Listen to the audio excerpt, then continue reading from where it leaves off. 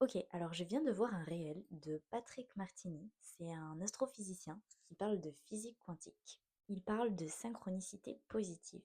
Et pour être honnête, il y a des choses qui font écho, mais il y en a d'autres qui, à mes yeux en tout cas, sont là pour faire scientifique. Alors, les synchronicités positives, ça peut être vu comme des coïncidences porteuses de sens qui émergent quand des informations s'alignent, sans forcément qu'il y ait de lien de cause à effet classique tels qu'on les connaît, mais plutôt avec un effet réel sur nos trajectoires ou nos décisions de vie. Et dans la vidéo de Patrick Martini, j'ai compris qu'il parlait comme d'un tout central, un peu comme un grand ordinateur avec lequel on communiquerait via des émotions. Il appelle aussi ça le champ magnétique du cœur. Et ce champ-là serait lié au fait que l'univers répond.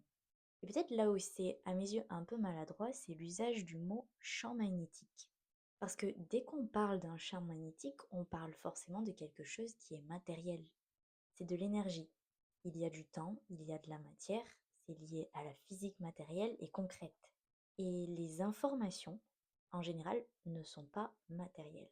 Donc quand Patrick parle du champ magnétique du cœur, il parle très certainement des informations, mais il essaie de placer un mot très concret, très matériel, très science, pour un peu convaincre que mathématiquement, c'est réel, que ça fait du sens en fait de prendre les émotions comme quelque chose de scientifique. Et je pense que son but, c'est vraiment de vouloir prouver aux gens que les émotions ont leur place dans la science. Sauf que quand on veut, et quand on veut prouver notamment quelque chose, ça ne part pas forcément dans le bon sens. Et en plus, de base, c'est un peu inutile. Il y aura toujours des gens qui ne sont pas d'accord parce qu'ils ne sont pas censés s'intéresser à ça. Et c'est normal.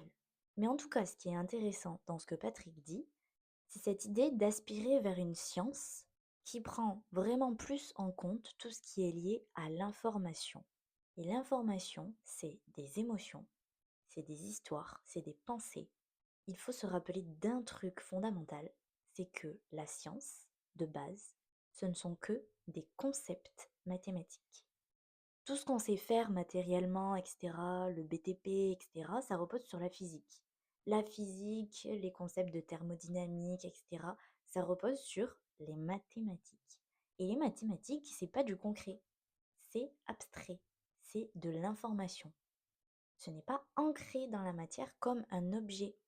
Donc oui, émotions, idées, pensées, histoires, etc., tout ça,